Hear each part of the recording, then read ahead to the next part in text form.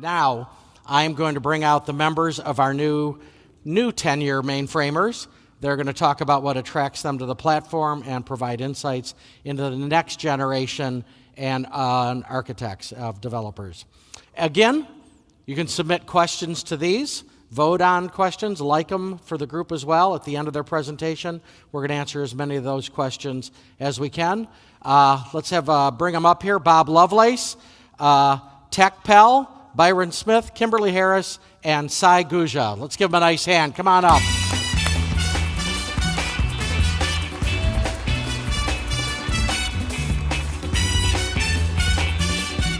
How are you? Welcome.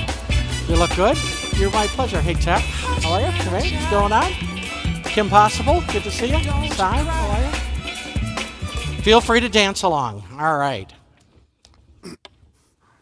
So, Bob, I know you're our panelist who brings a faculty perspective to this discussion, but could you introduce yourself and tell us how long you've been working and teaching in enterprise IT? I've been teaching at the University of Missouri St. Louis since 1998, focusing entirely on IT classes, everything from intro classes for business students to intro classes for IT students, teaching languages going back to VBA, DOS, HTML, JavaScript. Now we're doing COBOL and systems programming. So it's been a transition. You know, there's things we no longer teach as well as some things that we're planning on to begin teaching. So, you know, trying to be part of that life of that change that we're doing in IT has just been very interesting to me, and I'm glad to be part of that. Great. I'm going to have each of you answer this question. Let us know what your name is, where you work, how many years you've been working on Z, and if you had any Z experience before starting. Tech, why don't you start? Yes, my name is Tech Pell, and I work at U.S. Bank, and I approximately have 4 years, going on 5 years of mainframe experience. How I actually got started was through an internship program at U.S. Bank, and that was the first year that they actually rolled out a mainframe program specific to that. And prior to that, I had absolutely zero mainframe experience whatsoever. The only reason why I found out was my professor at the time that was teaching a course in the summertime reached out to his students and wanted to see if anyone was interested on becoming an intern and working on the mainframe. And the first thing I did when I got home was literally Googled, what is a mainframe? And I've learned a little bit about it, and I thought, wow, this is actually a really great opportunity to get my foot in the door and really learn about some of the core technologies that, you know, holds up an entire banking company. And I realized this is truly the backbone of IT infrastructure. And without the mainframes, there wouldn't really be a lot of these companies existing today. So that excited me. Thank you. So I took it upon myself to do my research, and I realized, you know, this is a great opportunity for me. I could actually see myself working in this industry, and here I am today, and I've loved it ever since, and it's always been a learning process. I learn something new every day, and I'm always challenged, and I have fun learning about the technology. Great, excellent. Byron? Well, first things first, I got to acknowledge the elephant in the room. This is gray hair, and I'm only 29, so this is gray hair. But I kind of got into the mainframe because at the time I went to University of Maryland Eastern Shore. They just established the IBM Academic Initiative, and, you know, it was something different, you know. So I said, you know what, I'm going to try this. So at the time, we had a liaison, and I never forget this. He's a former IBM. His name is John Thompson. He said, hey, you know, this is something different. Just come and check it out. So got into the program, and my first internship was in 2011. So I'm about roughly 7 years in the game. So got my hands and feet wet with everything. Started as a sysprog, and now I'm at M&T Bank as a senior cybersecurity ACF2 guy. So security is definitely interesting. It's different, you know. So what kept me motivated was it was fun. It was different. It wasn't your just average a million lines of code of Java and everything. It was figuring out how can I find a solution. You know, figure out how can I find a solution instead of just writing code all day. You know, I want to figure out how can I be a part of something big. You know, And I realized that the mainframe runs the world, every single thing. So IBM's slogan at the time was think. And it made me start to think everything runs on a mainframe. Google, the government, everything someone has a mainframe. And they're going to need people like us, millennials, to figure this out. So with that being said, I just love what I do. I love it. I want to do as much as I can, to contribute to it and continue to keep the mainframe afloat, because everyone here is going to retire soon, and it'll be us on stage. That's right. So, I would like to thank you guys teaching us, because you got to understand that us millennials, we're learning from you. We're learning from you. Although we have technology that you guys didn't have, we have the best of both worlds. So we're learning from you guys. So what you teach us, we're going to teach the next generation as well. So I thank you guys for teaching us, and it's just a pleasure to be on the mainframe, and I love it. Woo, yeah.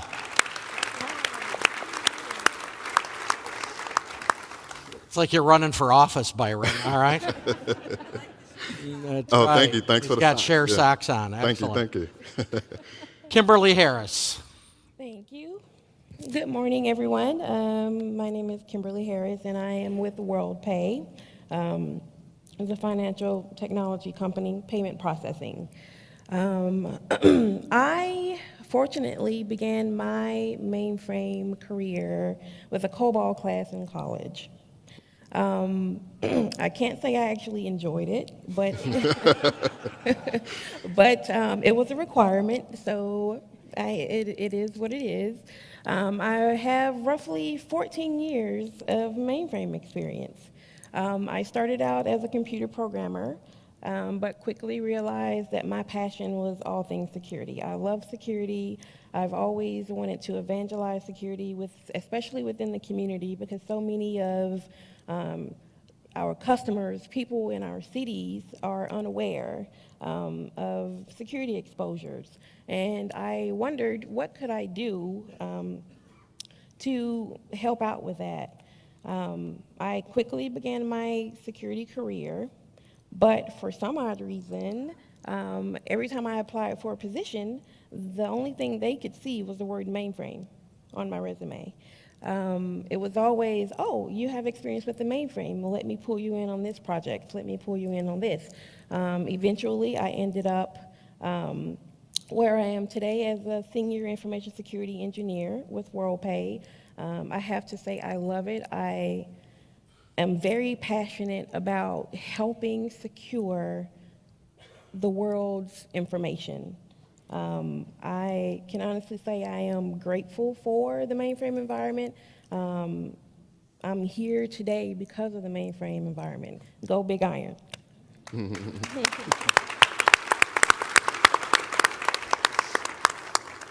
Good morning, everybody. My name is Sai Gujja, and I work at CA Technologies. I joined CA 9 years ago when they introduced the Associate Software Engineering program, which was aimed at addressing the aging workforce problem. So prior to CA, I had zero mainframe experience, and trust me, I exploited Google a lot to help me through my career, and all those wonderful people at my work helped me through it. So that's the biggest reason I love what I do.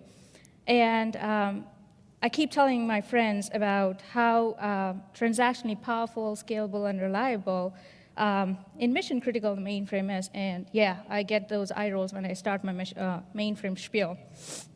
So, but the icing on the cake is I've been fortunate enough to work with all the newer technologies augmenting mainframes, such as machine learning, Java, and React. And I think that this is a unique opportunity to be working on the mainframe and these technologies at the same time, which is getting the best of both worlds here. All right. Absolutely. Thanks, panel. All right, I have a couple of questions for the group. Feel free to chime in on any of these. For those of you new to Z, how was the job advertised to entice you to apply, especially if you didn't have prior mainframe, even if you did? How was that job advertised to get you to apply? Yes, So when I was doing my master's in computer science, I heard about CA before in our brown bag sessions during the ACM, with the ACM group. So we heard about their mainframe, and I was the least excited person in the room during that time in the brown bag sessions, and I definitely did not envision a career in mainframe.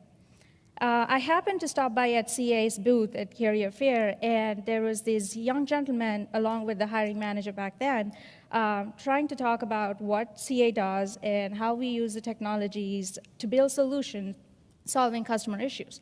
So I did not hear anything that was sounding closely related to the green screen that I'm used to hearing about.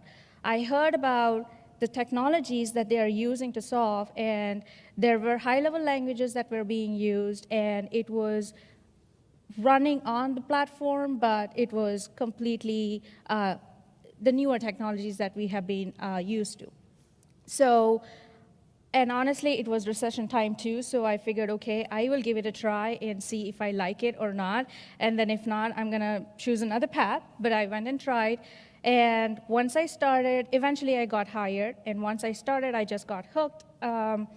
The fun boot camp that we had for 9 weeks following my hire and all the technologies that we have been using at work got me hooked to CA, so that's Good. where it is. Excellent. Anybody else? Well, in addition to that, I think, I really took it upon myself to do my research and, looked up what is a mainframe. And, I think how it was advertised for me, I think they probably could have done a better job of advertising that. So as, all of you can relate, I think you did the actual, researching to understand what is a mainframe, and then took that leap of faith, so to speak, to want to get into that industry. Well, I think, with the initiative that was announced this morning, well, now it's coming into them. So it's opening up the entire world, the future engineers, developers, to come and play on the mainframe playground, so to speak. And I think that's, this is a really exciting time, so that, that entry point is a lot easier than when we had to, first start off. So I think I'm really excited, and I think this is a great initiative that was, announced this morning. Great. Yeah. So following up on that, based on those presentations, how do you think people's willingness to work on the mainframe will be impacted after what you heard this morning? Oh, it's fantastic. They're going to love it. It's a GUI interface. I learned the original way. Get it on, seeing the green screen, programming in JCL, Rex, C-List. So I learned the old-fashioned way, the old-school way. But now I have a GUI interface that I can interact with. And I can say, hey, I know you might not understand mainframe, but let me show you this interface. This is what I actually do, but here's an easier platform that's newly created by some of the best companies in the world, and it's going to help you understand and get to provide solutions, because it's always about providing solutions to make sure that the world functions. What I've learned in my tenure in the mainframe is it's not about every company competing. No, you can't have that attitude. You have to have the attitude of, we need to find a solution to fix this. If the majority of the mainframe community is retiring, we need to find a solution to bring in millennials. Okay, well, let's give them a GUI interface. As they said this morning, Zoe is a GUI interface. I have some thoughts about and some questions that I want to ask, but I'm looking forward to playing with it and see how I can break it and see how I can fix it and actually pitch it to other students. Like, hey, here's a new product. Let me see what you could do with it. So Zoe is definitely a software that I would have loved to have back then, but old school rules are, I like the old school way, So, but I'm looking forward to playing with Zoe. I'm looking forward to it. Good. So. Yeah, Kim. And I'd like to say, I think that we've been leading toward this path for a while. Just with my experience, I'm like Byron, I use, the command line and all that, but there are panels, that different people use within the mainframe environment, as well as some web APIs and services that have been around for a little bit. So I think we've been leading toward this particular initiative for a while, but we're now finally ready to hand it off to the world. Great. Sai. It's going to be an easy transition for the students with the platforms like Zoe and other new technologies that are available on the mainframe. They are going to feel at home, and it's one of those things that all the employers can do to retain the talent is to use solutions that actually modernize the platform and help reduce the skills gap. Good. All right. Hey, Bob, I got one for you. You're involved in the community and local college. What's the secret sauce to incorporating mainframe content into an academic curriculum? Well, the answer for this is going through my mind for a few moments, and I'd just like to segue it into the previous question as well. One of the problems with getting people involved and interested in the mainframe is it's an abstract idea to them. They really see it, like Tech had said, you had to Google it to find out what it is.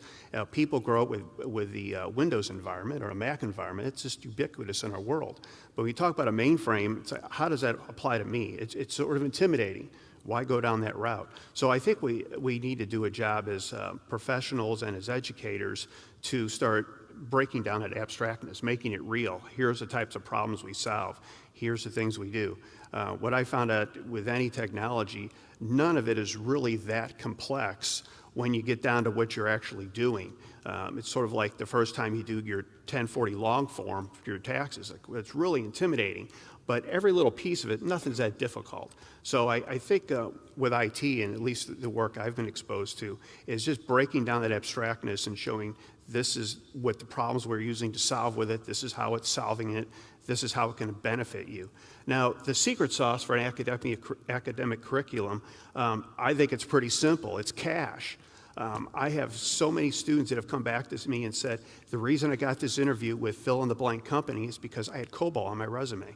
And they don't really know it very well, because they were just had the one class at the time, but that got them in the door.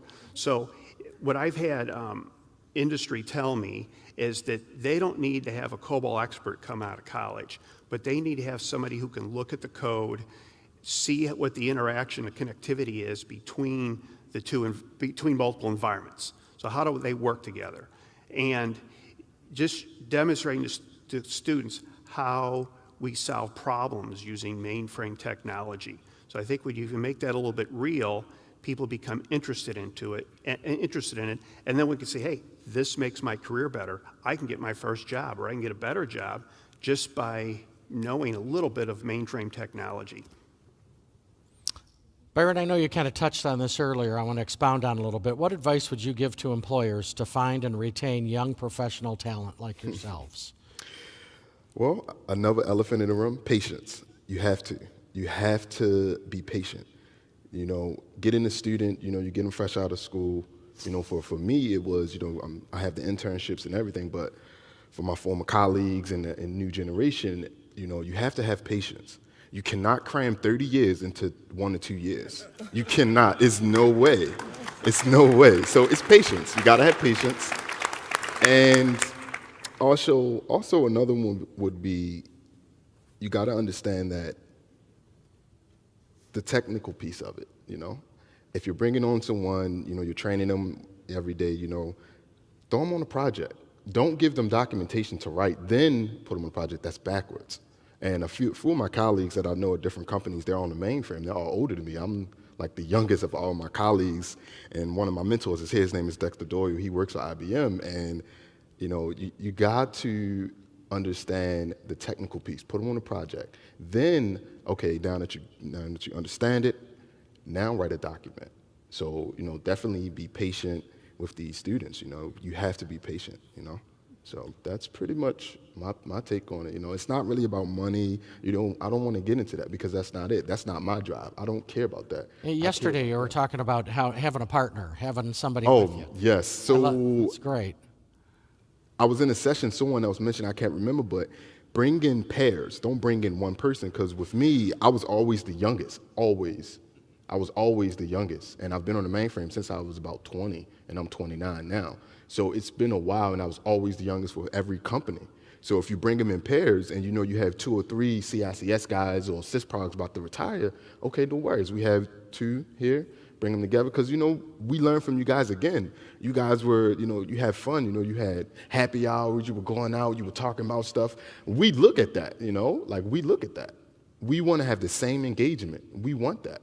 And nice to have a partner, somebody to Exactly. go It's through it, always to nice talk to have about, it. to Yeah. complain with. Yeah, All you have sorts- to. Yeah, you have to. Everything, Collaborate. right? Like going through boot camp, it's nice to have somebody with your back. Yeah, collaboration, teamwork. You have to bring them in pairs. So it'd be patience and bringing them in pairs, you know? So that would be my advice to, to you guys. Any other advice to employers, you guys? Byron said something I found, a couple things very interesting is one is the experience. So we've dealt with this several times in my past with technology transfer is not that difficult. Experience transfer takes time.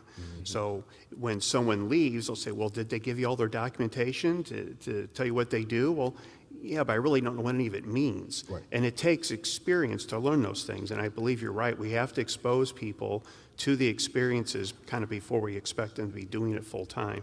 So I agree with you, starting to integrate people in on projects, getting involved as quickly as possible is the key to gaining that experience. Right. So thank you for bringing that up. Yeah, no problem. Yeah. And if you break down the question into two pieces, hiring and retaining.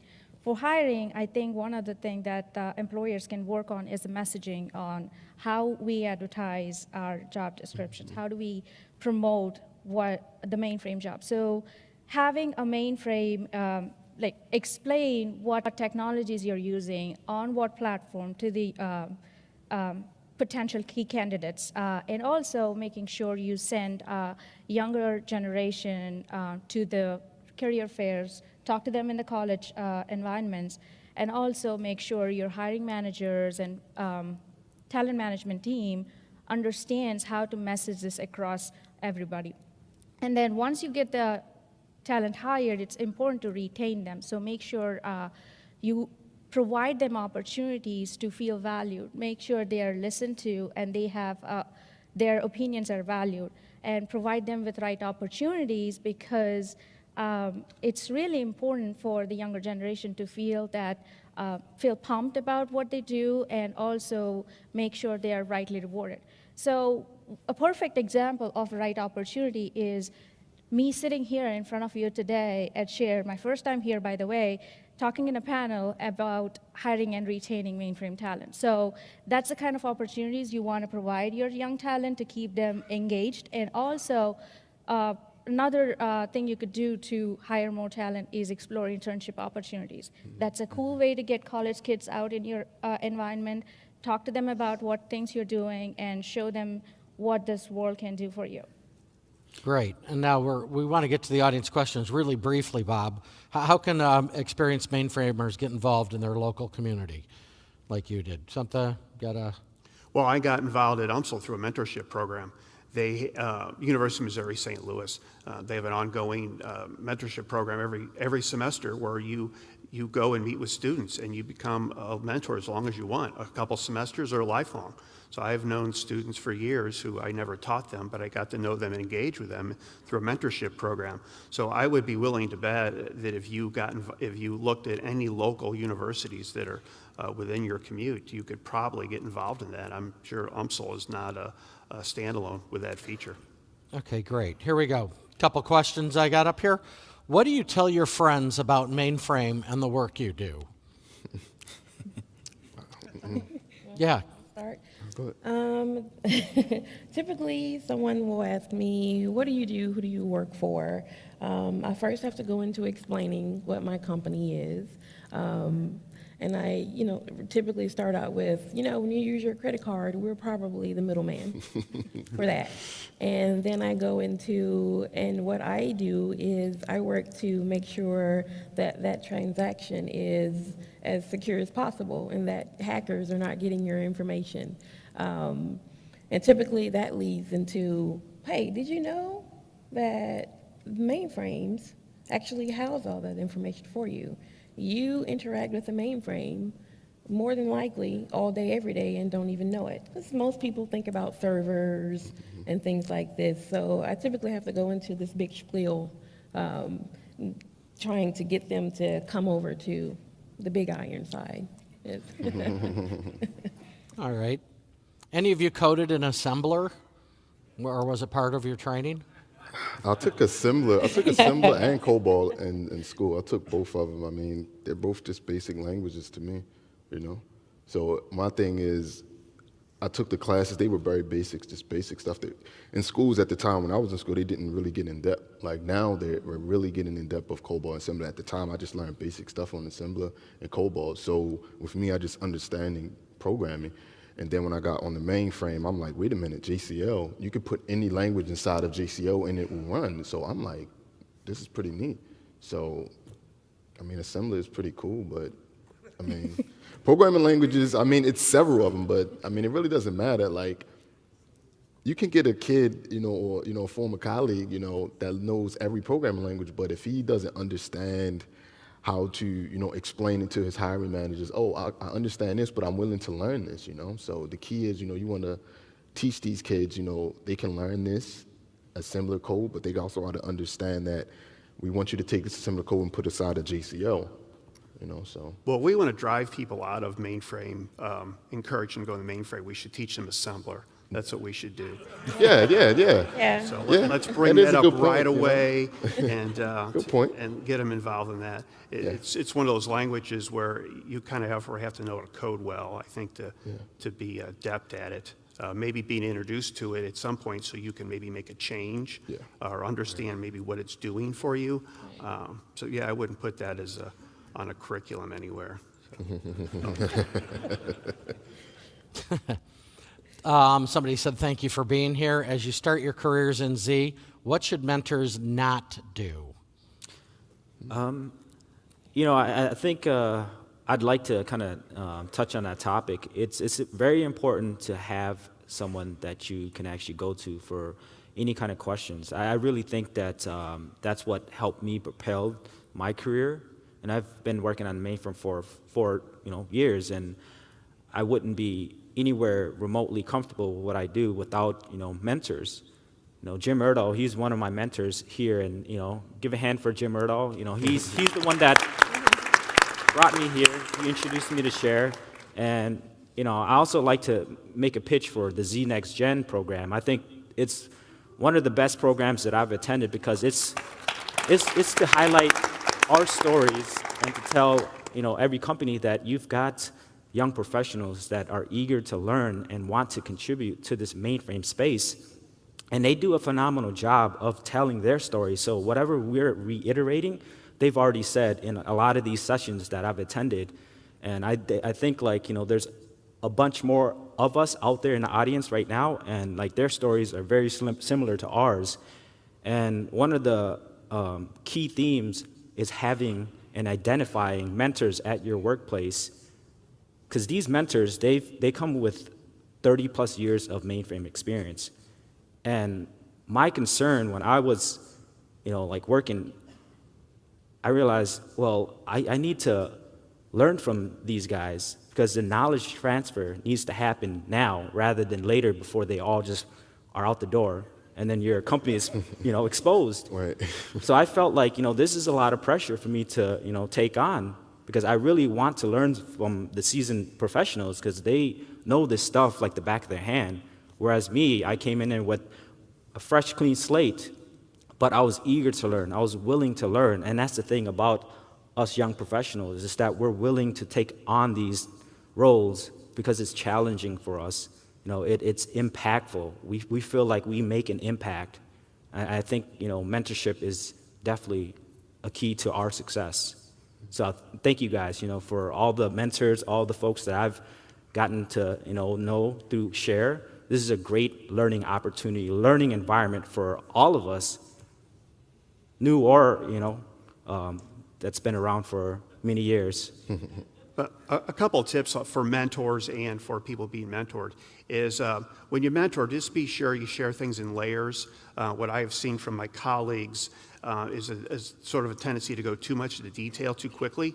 So you may have to make sure the environment's framed, that they understand what you're trying to explain to them. So for example, you wouldn't go into the details of a JCL step before you really understood about job execution and batch programming. So you just make sure you avoid using acronyms that are not understood. For example, I had a student this week contact me first day of the job. They're asking about their AD account. They had no idea what we're talking about.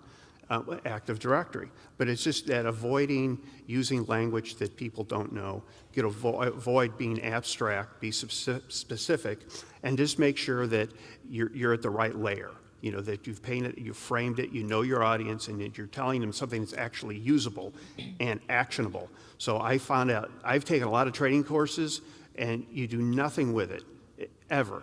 And they'll say, well, you had training on that. It's like, yeah, it was 4 years ago. So it's important, even as someone who's trying to acquire skills that are actionable, that you can actually do something with them, or it's just a waste of time, money, effort, and everyone's time. And then as a mentor, make sure what you're telling someone is actionable. Is this practical? Is this helpful for now? If you start going into too much detail, too much in the future, the whole conversation gets lost. Is this your first time at Share? Yeah. All four of you? Yeah. Second time. Second time for you? First. What were you guys hoping to get out of this week? I'd say I was hoping to get a lot of networking done, but also just be more engaged with the Z community. I've been working with Z for a long time, but I can say that as far as engagement with the community, I feel like that was kind of lacking for me, and to be here today is such a joy and an honor to just get to be up here and see you guys, all of your beautiful faces. Anybody else? What were you? Yeah, sure. Well, for me, I think the piece for me is just seeing what the community is doing, seeing what, vendors and clients and, seeing what you guys are doing, actually interacting, because some people I've actually seen on emails or actually spoke to on the phone, but just never actually met in person. And I've been trying to get here since I was, a sophomore in college. So actually coming to Share, this is a big, big moment for me. I've shared it on my LinkedIn and everything. So this is a big time for me, a big moment for me, because, one day I'll be in the same shoes as you guys. I'll be at that top level trying to do the same thing. So me being at Share is just, it's not just networking, it's seeing what the community is doing, seeing if we have similar issues at our companies or clients or vendors, to see how can we find solutions to make the community better and not just our company. So me just being here, communicating and learning from you guys, it's an honor. So that's my piece. Cool. Bob, how have your students reacted to learning mainframe technologies? Well, there's a learning curve. Obviously, there's a paradigm change because, as we mentioned earlier, they're used to a Windows environment. So one thing I realize I have to do up front is to let it paint the environment. So how does this whole system work, not just at a program level? So at the beginning, there's some difficulty getting used to that environment. But once those environment barriers are done, then people find that it's very straightforward to learn, and it's not as abstract and difficult. So I would recommend that to anyone getting involved in mainframe or getting someone involved, don't go straight to the code. Paint some environment. How does the mainframe work? What kind of applications work with it? What other systems or architectures or how does it interact with all those things? So if it's painted or framed correctly, pretty smooth transition into it. Good. Last question. How do you guys handle the folks who say the mainframe is going away as an evolving mainframe techie? I have a Well, I lot do to hear say about about Look that. at them all, Right. man. They're chiming in on this one. Good. Right. Well, the first issue, I took COBOL for the first time in 1983, and then I took COBOL again in 1984, this for the second year. And my instructor was telling me COBOL's going to be gone by year 2000. This is all going to be done. We don't have to worry about that Y2K problem. It's gone. I've been at several organizations where our 18-month plan is to be off the mainframe, our 5-year plan is to be off the mainframe. And what I've realized is those aren't plans, those are just ideas. There's never a good plan for getting away from it. And I think it's just time to embrace it. And as one of the gentlemen on the previous panel discussed, that whole idea of changing platforms is kind of gone. And I don't think it's going away. I think I will retire mainframe developer, which I really didn't think was feasible 15 years ago. But it's exciting now to be part of it. Yeah, I keep getting these questions about what do you do in mainframe and isn't it going away? Aren't the companies getting away from mainframe?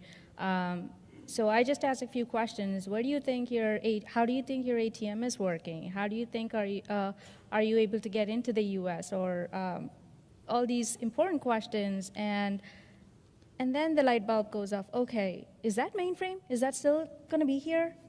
So those are the questions I get. So it takes a while for me to get into the mainframe spiel and explain to them what we do and where their social security numbers are in the systems and where the bank accounts are. So And the they get it mainframe isn't finally. going anywhere, Yep, right? They get it finally. Great. Well, thank you so much, Sai, Kim, Byron, Tech, and Bob. Let's give them a nice hand. Thanks a lot. Because we share. Because we share.